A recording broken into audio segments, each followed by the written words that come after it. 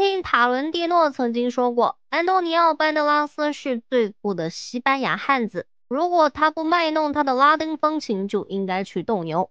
事后，姑娘们会争先去捡粘在他外套上的牛毛，而他的性感魅惑不仅仅对女性有杀伤力，这个眼神犀利和柔媚交织的男星，曾经因为在《费城故事》里凝望汤姆·汉克斯的那个深情款款的眼神而颠倒众生。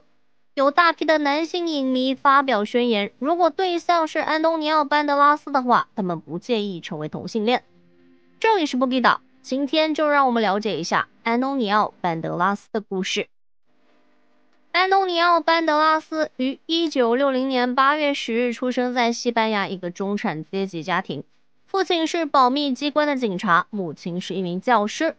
小时候，安东尼奥·班德拉斯特别喜欢足球，梦想能成为国家队选手。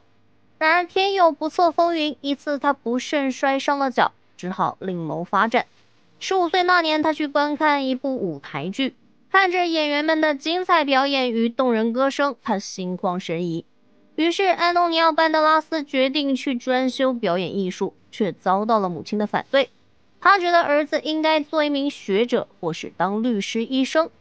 母亲的阻止并未动摇儿子的决心，安东尼奥·班德拉斯仍去戏剧学院读了5年书。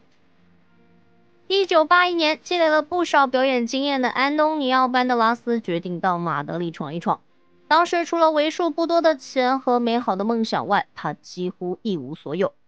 最初的1年，生活充满了艰辛，生活来源只有靠在酒吧里做小工、一些小模特的工作，也当过牛郎。当时的小报称，他在那个圈子里非常受欢迎，年纪大的会经常点他出台。后来他在西班牙成名后，有媒体曾追问他当牛郎一事。安东尼奥·班德拉斯回答，只要能活着，不偷不抢，靠身体去养活自己，没什么可耻的。后来他加入了西班牙国家剧院的剧团，成为该剧团最年轻的演员。功夫不负有心人，通过竞争，他赢得了舞台上的一个角色。这时，安东尼奥·班德拉斯的舞台表演引起了导演佩德罗·阿莫多瓦的注意。导演在1982年开拍《激情迷宫》时，就邀请安东尼奥·班德拉斯出演一个同性恋者。接下来，安东尼奥·班德拉斯同佩德罗·阿莫多瓦合作拍摄了多部影片，如《斗牛士》《欲望法则》《崩溃边缘的女人》。这些影片在欧洲影坛都有一定的影响。1990年，安东尼奥·班德拉斯因演技精湛，赢得了西班牙电影节最佳男主角奖。然而他却拒绝去领奖。他说，电影节绝非为表扬电影工作者而设，它只不过是电影商业性竞争上为票房收入注入的强心针。那些人没资格参与评选任何电影。他的这番举动引来了不少批评。安东尼奥·班德拉斯在拍完《崩溃边缘的女人》后，就和片中的女演员安娜·赖查结了婚。安娜·赖查比安东尼奥·班德拉斯大5岁，家庭比较殷实，但在表演上没有天分。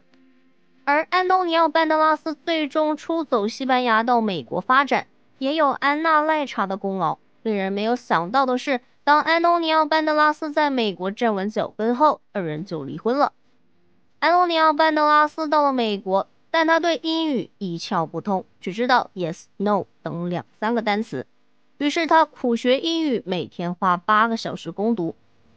1992年，导演乔纳森·戴米开拍《费城故事》，安东尼奥·班德拉斯应邀扮演男主角贝克的同性恋人。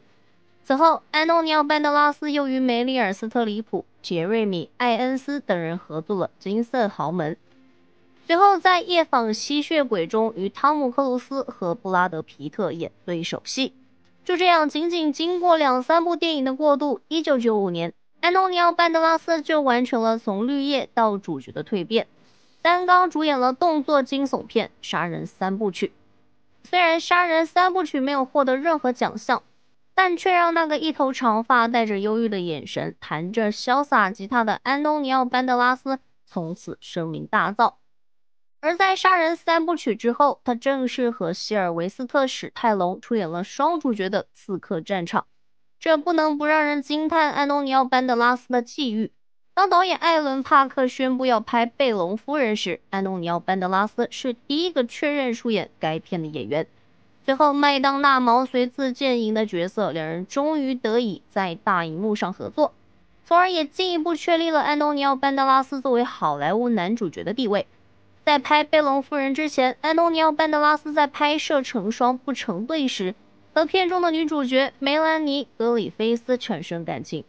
梅兰妮·格里菲斯比他大3岁，据说当时的梅兰妮·格里菲斯和前夫唐·约翰逊已经是第2次结婚，两人的感情又一次进入死循环。在拍摄期间，他使出浑身解数抢到安东尼奥·班德拉斯后，立马和唐·约翰逊在1996年1月23日离婚。而安东尼奥·班德拉斯进贝隆夫人剧组后，由于梅兰妮·格里菲斯听闻麦当娜在片场也不老实，于是告诉安东尼奥·班德拉斯自己怀孕了。安东尼奥·班德拉斯这才在拍戏间隙和梅兰妮·格里菲斯在伦敦正式注册，仪式只有短短15分钟。他送给梅兰妮·格里菲斯一只价值15万英镑的钻石戒指，而他则回应了一只昂贵的手表。麦当娜当时非常失落，即使后来梅兰妮·格里菲斯来现场探班，他也不和梅兰妮·格里菲斯说话。要知道，安东尼奥·班德拉斯由于忙于拍戏，并不知道梅兰妮·格里菲斯早已染上了不良嗜好。不过他非常喜欢小孩，他和前妻这么多年也没生下一个孩子，而梅兰妮·格里菲斯还真的很争气，为他生下一个女儿斯黛拉·班德拉斯，至此两人的感情也得到了巩固。而梅兰妮·格里菲斯为了家庭几乎放弃事业的同时，安东尼奥·班德拉斯在好莱坞的名声越来越大。不过成名的代价就是他和他的家人都成了狗仔队追逐的目标。为了躲避狗仔队的骚扰，他和梅兰妮·格里菲斯已经学会在半秘密状态下生活。接下来的日子，安东尼奥·班德拉斯获得了在佐罗的面具中扮演佐罗的机会。接着，他在《怪物史莱克2》里为穿靴子的猫配音，但他对这个角色获得的关注度一点也不感到欢喜。因为这只猫，大家都忘记我演过佐罗，无数女人走过来对我说那只猫太可爱了。后来他接演佐罗传奇的片酬已达到2000万美元。对于跻身高片酬影星的行列，安东尼奥·班德拉斯说，我不会要求我不配得到的酬劳，但如果他们愿意给我更多，嘿，我可不是笨蛋。这时他的妻子梅兰妮·格里菲斯越来越没有安全感，并迷上了整形手术。安东尼奥·班德拉斯曾经说过，这种对美的渴望是一件可怕的事情，我已经禁止他再去整容。为了我们的婚姻，这是我们已经同意的。当佩德罗·阿莫多瓦再次邀请他出演电影《古希之夫》时，他欣然应约。这次他打破了自己拉丁情人的形象，扮演了一个内心扭曲的整形医生，让人看得毛骨悚然。而安东尼奥·班德拉斯在拍完《地心营救》后，还和梅兰妮·格里菲斯一起出席了该片的首映式。之后，两人于2015年12月4日离婚。在和梅兰妮·格里菲斯结束19年婚姻后，他和荷兰投资顾问尼可·辛佩尔交往至今。女方比他年轻19岁，曾经在美林证券和瑞士隆奥银行工作过，两个人也是过命之交。2017年的某天，安东尼奥·班德拉斯在家时心脏病突发，是女友及时采取措施救了他一命。他后来在采访中说，他给我的嘴里放了一片阿司匹林，因此我才有了第2次生的机会。2019年，在佩德罗·阿莫多瓦的自传性电影《痛苦与荣耀》成立之初，就已经定下由安东尼奥·班德拉斯来出演。安东尼奥·班德拉斯在60岁来临之前，凭借这部电影获得第72届戛纳电影节和第32届欧洲电影奖最佳男演员奖，还获得2020年第92届奥斯卡金像奖最佳男主角提名。这是佩德罗·阿莫多瓦和他认识37年后送给他的最好礼物。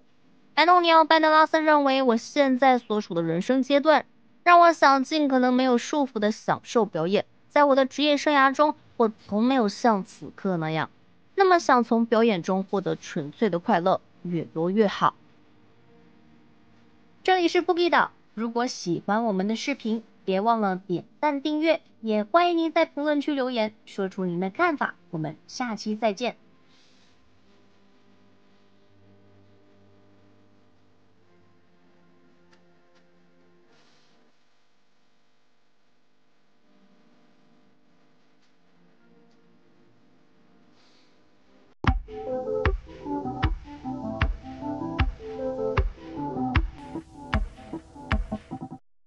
如果要选出2022年年度黑马剧集，肯定是非星期三莫属了。其超高的收视率称得上是火爆全球。剧中除了女主，最引人注目的要数亚当斯家族母亲的扮演者凯撒琳·丽塔·琼斯了。她风韵依存，着实惊艳了一把观众。剧中的丽塔·琼斯经常身着一袭黑色长裙，与其黑色长发相衬，尽显高贵冷艳的气质。虽然是鬼艳风、御姐风，但她的美艳还保留着一份天真感，依旧很有辨识度。丽塔·琼斯的美丽那都是有官方认证的。1998年，她是人物杂志最美丽的人排行榜上的第1名。这里是波比岛，今天就让我们了解一下凯撒琳·丽塔·琼斯的故事。电影《佐罗的面具》，丽塔·琼斯让冷傲尤物有了脸，眼尾一挑，动体轻动，你仿佛能嗅到她的阵阵发香。傲慢冷笑，剑尖一指，隔着屏幕挑弄心弦，既酥且麻。不过是一个亲吻玫瑰的特写，你都会觉得这玫瑰这辈子值了。当年的杂志甚至印有这么一句话：丽塔·琼斯一笑，宇宙繁花都愿为之殉情，此言非虚。丽塔·琼斯曾被封为地球上最美丽的女人，有网友说她眉眼间还有点像关之琳。她被封为独一无二的威尔士玫瑰。盛放之时，连盲人都将驻足，迷人浓艳，石破天惊。那些年，评论家们绞尽脑汁地赞美她，但丽塔·琼斯却是这样自我评价：我生错了时代，她可没说谎。要是把丽塔·琼斯的一生拍成电影，你肯定会对编剧说，有那么巧的故事。丽塔·琼斯说来多动，4岁那年，老妈给她买了一双踢踏舞鞋，从此之后，家人就没睡过一个好觉，家里也没有一块好地。11岁时，丽塔·琼斯就拿下了英国踢踏舞冠军，天资过人，爸妈把丽塔·琼斯送进了最好的私人艺术学院。众所周知，学艺术就是烧钱。丽塔·琼斯的家境一般，想着念不下去就找个工作算了。没想到的是，丽塔·琼斯的爸爸中了彩票，奖金10万英镑。这下丽塔·琼斯顺利完成学业，还进入了英国的顶级剧团。虽然是第2替补，但不出意外的话，熬个10年8载也能出头。怎样，在一场重头戏的前2天，女主却病倒了。第2天，第1替补也倒下了。就这样，17岁的丽塔·琼斯含泪当上了女主。戏剧演腻了，丽塔·琼斯想进军影视圈，谁知第1次去面试就被导演拒了，你长得太美了，不适合。这理由让人震惊。导演告诉他，旁边有个家庭喜剧找人，要不你去试试。这一试又出事了。一部英剧《5月的花蕾》，丽塔·琼斯光脚站在田里，就能把全国的老老少少迷得神魂颠倒。丽塔·琼斯火了，火到一塌糊涂。从那天起，我再也不能坐地铁了。丽塔·琼斯笑着说，这哪叫老天爷赏饭吃，这简直是老天爷给他在人间开了个饭馆。李碧华曾说，拒绝就是最佳的勾引方式，而丽塔·琼斯最懂这种欲拒还迎的美。她性感却不放荡，丰腰美胸，一带尤物，但眼神中掩藏冷意，让人不敢越雷池半步。她勾人却又疏离，仿佛是一道没有答案的谜语，但你却甘心一次次回答，只为她一个邪魅回眸。然而，如果丽塔·琼斯满足于在英国制作的影视作品中担任花瓶一样的角色，满足于她在英伦3岛上由八卦媒体制造的知名度，她也绝不会有今天。她曾说，这里全是关于我在跟谁约会的八卦消息，我好像除了一张漂亮的脸蛋、地杯的胸围，就没有别的了，所以我决定搬走，重新开始。1996年，丽塔·琼斯从伦敦只身一人搬到了洛杉矶，寻找更多的机会。不得不说，丽塔·琼斯身上的那种美，既性感野性又古典高雅，即便在星光灿烂、美女如云的好莱坞也不多见。她那琥珀般迷人的眼睛自带浪漫迷人的气息，那微微上翘的嘴角仿佛自信仍是不在。她那无可挑剔的身材，肉多一分多余，少一分单调。可以说是东方之神秘和西方之性感结合的恰到好处。很快，丽塔·琼斯那种独特的优雅、古典和高贵野性为自己在好莱坞确立了地位。动作片《佐罗的面具》中，丽塔·琼斯苦练舞蹈、击剑、西班牙语，火辣神秘，让你笃信她就是西班牙的妖冶玫瑰。芝加哥，丽塔·琼斯出演蛇蝎舞女，傲慢风靡，尽情起舞，甚至没人知晓这个时候的丽塔·琼斯已经怀有身孕。孩子出生的前9天，丽塔·琼斯拿下了奥斯卡最佳女配角。此夜玫瑰怒放，风头一时无两。但就在这时，丽塔·琼斯消失了，作品减产，露脸愈少。人们疑惑，那个连10倍怼脸大特写都拍不出瑕疵的尤物去哪了？原来，哪怕是仙女也逃不出爱情和家庭，而丽塔·琼斯的婚姻一直是她最大的黑点。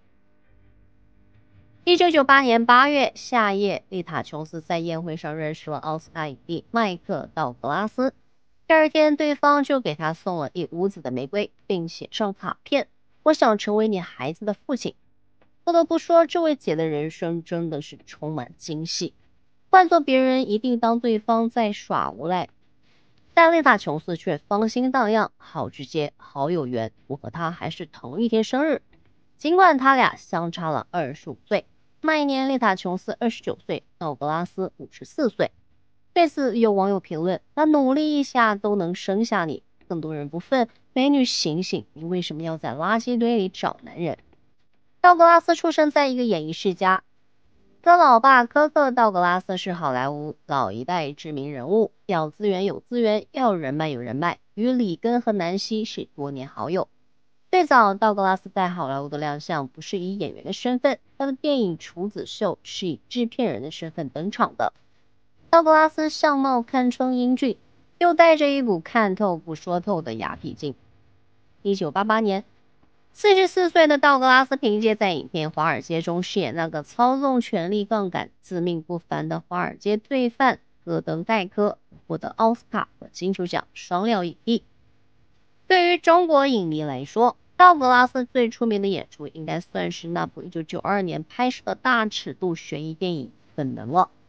道格拉斯扮演的警察尼克被罪犯美女作家凯瑟琳迷惑，妥协软弱，纵欲贪婪，又不失基本诚实和道德品质的冲突个性，实际上也是生活中的道格拉斯的写照。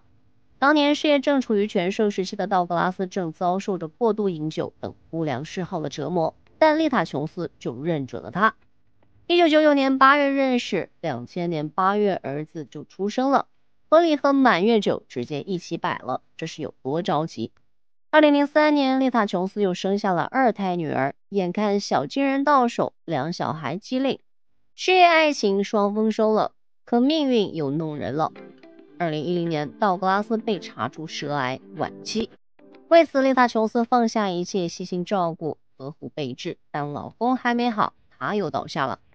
我整夜失眠，不想活了。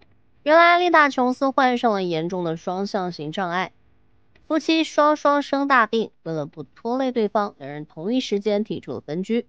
或者这也是另一种深爱吧，因为爱你，所以不愿看着你受苦，不想连累你难过。据说每个周末，道格拉斯都会在妻子门口放上一株他最爱的白玫瑰，证明自己还活着，证明我很想你。直到1年后，他送上了一束红玫瑰，表示未痊愈，等你回家。有网友曾吐槽，和道格拉斯在一起后，女神肉眼可见的衰老了，她有了皱纹，肉也松了，曾经璀璨的尤物也暗淡了。可丽塔·琼斯却笑着说：“你们都叫我玫瑰，但玫瑰也会枯萎啊。只要等春天一到，在爱人手中那一刻，它就是美的。”的确，这一对外人最不看好的相差25岁的恋情，一走就是22年，定魔和离别都拆不散他们。而女儿也继承了爸妈的颜值，站在妈妈身边，眉眼间颇有几分母亲当年的冷艳和傲气。但姜还是老的辣，女神还是老的气场炸。哪怕丽塔·琼斯已经年过半百，但当她在夜色中昂首前行时，仿佛岁月时光都不过是她的手下败将。或许能够明白制作人为什么会选她饰演星期三中的妈妈，因为丽塔·琼斯本身就是妖吧。她的故事匪夷所思，她的美丽神秘莫测。它就像夜色月雾滋养的玫瑰一样，每一个花季都有属于自己的传奇。这里是 Boogie 岛，如果喜欢我们的视频，别忘了点赞订阅，也欢迎您在评论区留言，说出您的看法。我们下期再见。